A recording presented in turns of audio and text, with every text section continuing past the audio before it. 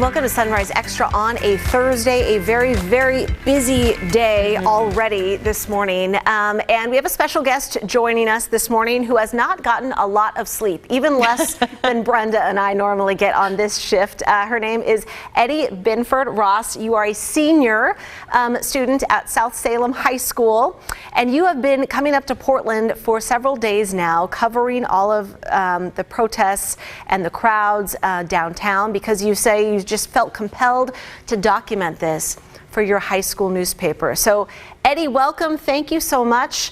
Normally, high school, seniors, you're supposed to be relaxing in the summer, hanging out with your friends. What has compelled you to drive up for the last couple of days, with your parents, by the way, to cover this? Why did you want to do this? Well, so I've been covering the protests in Salem since the beginning of May. And so I've been watching this unfold, and I've come up to Portland before, but it wasn't regularly. But then once everything kind of started, once the news kind of broke about the federal officers, and once we saw how they were treating people, especially members of the press and medics and legal observers, and how we saw that they were picking people up in unmarked vehicles, in unidentifiable uniforms, I just felt like it was something that I had to go see for myself, and I had to try my hand at documenting, because this is an unprecedented moment in our history, and we're seeing things like we've never seen before. And it's so important that we have people there who are creating an accurate historical record and giving members of the community the ability to know what's going on. I'm telling you, Eddy, I have so many questions for you. I have to say, when I first heard your story, as a mom myself, I've got a son and a daughter, I thought, oh my goodness, what do her parents think about this? She's on the front lines. You have to give us a little backstory about how you convinced them, or were they on board right away? But that's the first thing that I thought of. It's like, how does all this work? You're just 17 years old. So they've been very, very supportive throughout the whole thing. I mean, of course they're worried, just as any parent would be worried, sending their kid into a potentially dangerous situation. But they have been super supportive since the very beginning in May, and we've got a safety plan in place. That's why they go up with me in Portland, because you should never, ever be at those protests alone. Because you can get seriously hurt and you can get lost in the shuffle. And so, yeah, of course they're worried, but I don't think it really has crossed their mind to be like, no, you can't do this. I'm almost an adult, and they have always been very supportive of letting me do my own thing and make my own decisions. What are your did you guys as a family, before you went up, kind of set some like parameters for yourself of, how close you're going to get to the front line, what protective equipment you wear or don't wear? I mean, kind of walk us through, like, did you guys have a little family powwow before you went of like, okay, this is the game plan, and we're gonna stay until the end, or we're gonna leave at a certain time? I mean, you guys do have to drive back to Salem. Kind of walk us through some of that. So it wasn't necessarily a sit down beforehand. This is an ever evolving discussion that I'm having with my parents, and my safety equipment is ever evolving. So we've added, because we had no idea what we would expect the first night, or what we had no idea what to expect that first night. So since then, we've added a helmet that's labeled with press on all sides. We just added a bulletproof vest that's labeled press labeled largely on both sides. I've taped press down my leg in reflective tape. and we're working on getting respirators. Wow. So our whole like safety plan is ever evolving. And then how close we get has really been dependent on how volatile the situation seems. But pretty consistently, I never go into the crowds. I almost always stay on the periphery once the federal officers come out and once it gets kind of dangerous. Right. Well, welcome to the ranks of journalism, because I'm predicting you're going to have an illustrious career if this is your first big assignment. Truly, truly impressive, Eddy. Can you tell me, you're the editor-in-chief of the Clippian, so I have two particular questions. What the heck is a Clippian?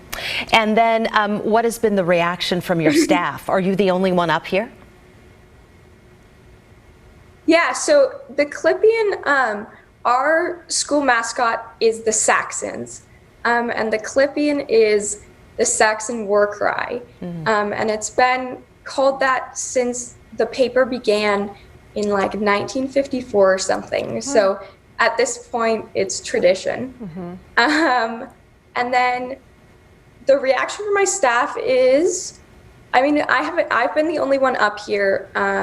I've had several members of my staff tell me that they wish they could be up here with me. Their parents won't let them, but they have been, two of my editors have been helping me now with writing the stories, so I'm not writing them all myself. And then we're expanding a little, and so we're going to do some more of our coverage on Instagram as well, and that's not something I can do myself, along with Twitter and taking my own photos and kind of like being in the moment. So they're going to help me with that one too. And we've posted, we did a great story. Our Bryant Clerkley interviewed you the other day, and that is on our website. You can read that it's Clippian, CLYPIAN.com is their website, and it's at Clippian on Twitter. You just sent your last tweet 4 hours ago saying, well, folks, I'm calling it a night. And I'm curious, you know, your class is the next generation of voters once you turn 18. What is the viewpoint? Have you talked to some friends there at home about these demonstrations? Now it's turned from Black Lives Matter and defund police now almost to a debate over, federal officers coming into states where they're not welcome. What do students feel about this right now that you're hearing from? So I think that everyone is very concerned to see what's going on in Portland. When you have unmarked federal forces, I know that the DHS acting secretary says that they're easily identifiable, but there are people in military fatigue still that have uniforms that simply say police, and they might have patches on their arm, but that's impossible to identify what the logo says or anything like that. And so I think people are concerned, and they're scared about what's happening in Portland because it sets, I think, a dangerous precedent when you're sending troops that are untrained for crowd control, and we know that they're untrained because of the memo that leaked, and then also just watching them, it's clear that they don't have the de-escalation training that should be necessary for officers who are put in this position. So I think that the general consensus is that people are worried about what's going on. So we have our viewers who are weighing in. They're watching us on the stream this morning. Jennifer Taft, good morning to you. Eddy, she wants to know from you, who are your journalism role models? That's a good question. Oh my gosh. Oh, that is really hard. Who do you watch on TV, or who do you read? Or maybe a publication. I like to read everyone. Yeah. Yeah, that one's easier. I like New York Times. That's my go-to, but I do make a point to read everything I can, because I think it's important to look at it from all sides and get all these different perspectives. Someone who I do admire is Rachel Alexander from the Salem Reporter. She's been she's just a local journalist, but she's been super supportive. And I really admire her. That's great. Let's talk about you, because you were saying that you have been to some of the Salem protests. Obviously, Portland is dominating the headlines. Yeah. Let us know describe kind of some of the demonstrations that you have seen in Salem. What are they like? What's the vibe there? How many people? I'd be curious to know. Yeah.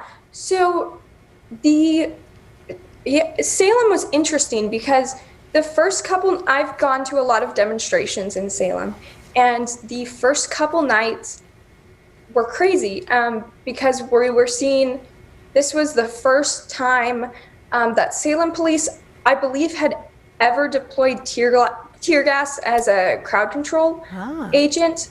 Was that shortly after the George Floyd death? Yes, Okay. It was end of May. Okay. So those first couple nights, it was crazy to see what had happened in Salem because it was unlike anything. Where was everyone gathering? Was it near the experienced. Capitol or a certain intersection? Yeah, so what seemed to happen was people would gather at the Capitol, and then they would begin to march through downtown. And the police seemed to let them do that for a while, and then eventually they came in to break up the protests. And then those protests continued for about a week, and then all the rest of the protests have been mostly Saturdays. And so I think our biggest turnout was about 5,000 people. Wow. Which is a lot for Salem. Yeah, no kidding. I gotta say, Go ahead. real quick, I just want to let you know there are people on our stream who are giving you big shout outs, so I'm going to read just a couple of those. April Overstreet says, "Go Eddy Binford-Ross, intrepid reporter." And Sarah Ferris-Kipp, thanks for weighing in too. She says, "Great job, Eddy, keep it up." Can you give us some indication? I mean, clearly you're a print reporter, but what's your ultimate goal? Tell us something about your career aspirations, where you would like to go to college, something like that. So I haven't quite figured out what I want to do. Before I started covering these protests, I wasn't really seriously considering journalism as a career path. It had always been an option, but I was looking more to go into something in government. But now that I've spent so much time on the ground experiencing this, I'm really seriously considering something in journalism. I like writing, I like taking photos, and yeah, so I'm really considering that now, but I don't have a firm plan yet. And as for college, COVID-19 has really messed up the planning. So, I mean, it's been hard because we haven't been able to visit colleges. We were supposed to be doing that this summer. So I visited like 3 colleges. So wait, did you just graduate from your junior year and now you're going to be starting your senior year, or are you done with? Yes. You're going to be starting your senior year. Okay, gotcha. I'm starting my senior year. I'm telling you though, Eddy, that is a catchy name. You could join the ranks of broadcasting. You know, I had an aunt, Eddy, and she was from the South. I've never heard another human being with that first name. Is there a story behind it? Yeah, so it is a character from one of my parents' favorite books, The River Why. And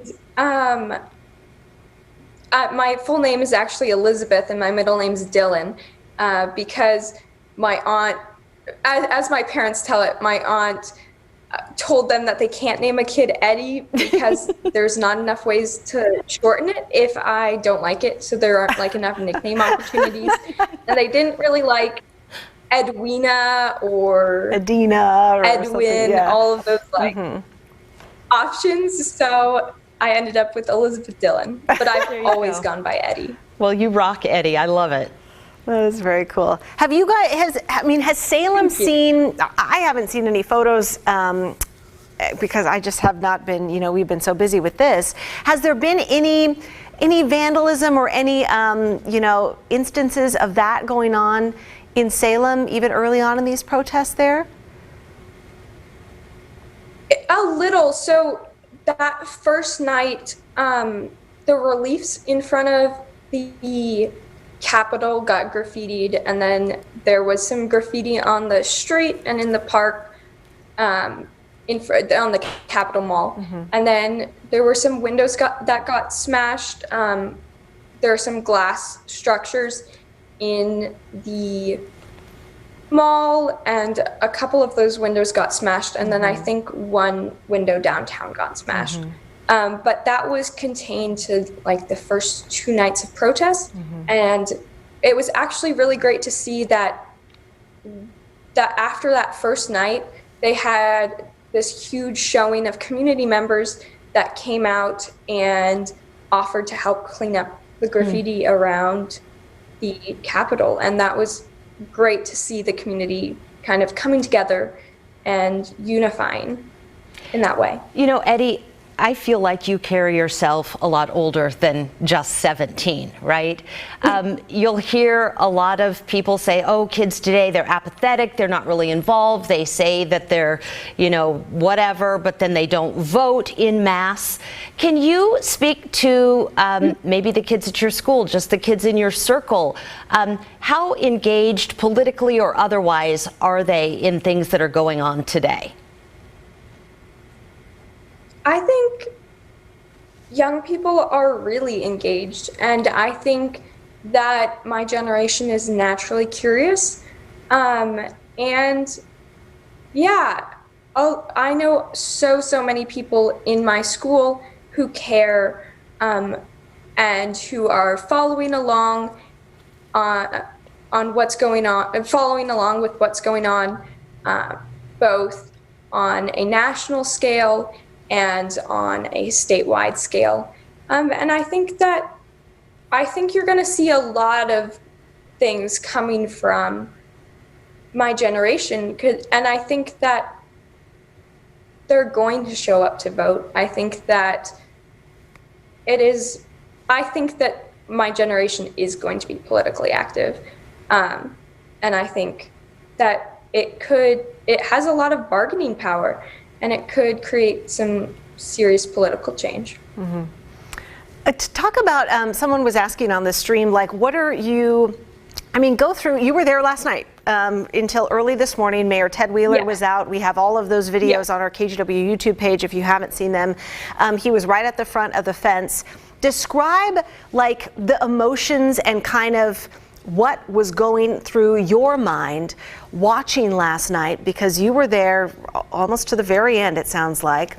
Do you get freaked out? Do you get nervous? Do you get like an adrenaline rush? Are you, really watching out? I just kind of want to know, like, what's going on in your mind when you're seeing all this get kind of crazy, late into the night.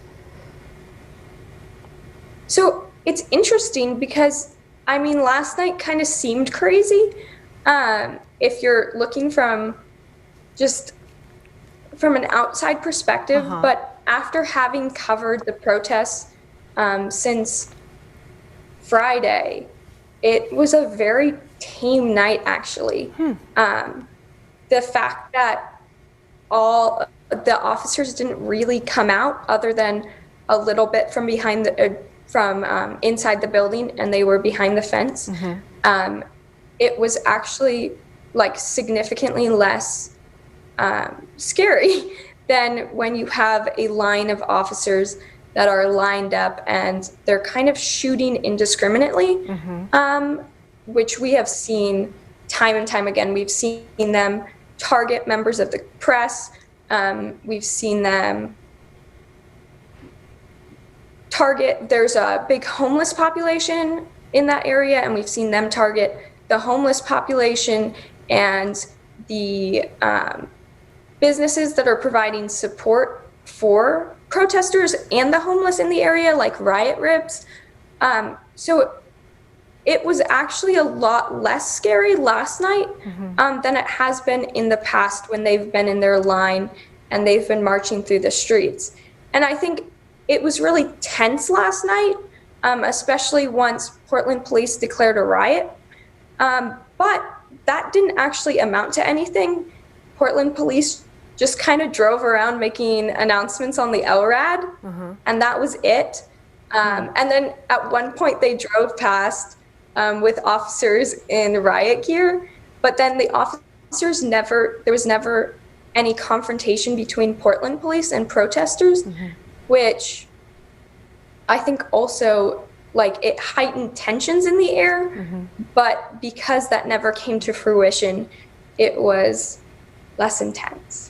Well, one of our regulars, Rob St. Helen, said that he's going to be watching your stream tonight when you're covering the protest. Can you let everybody know who's watching, where they can find you, and where you are on social media?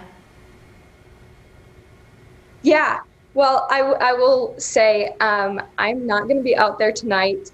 I am taking a break just for tonight. I'm going to try and catch up on sleep to prepare for the weekend. But I'll be back out Friday. You can follow along at Clippian. It's up on the screen. There it is. Yeah. On Twitter, and we'll also have coverage on Instagram.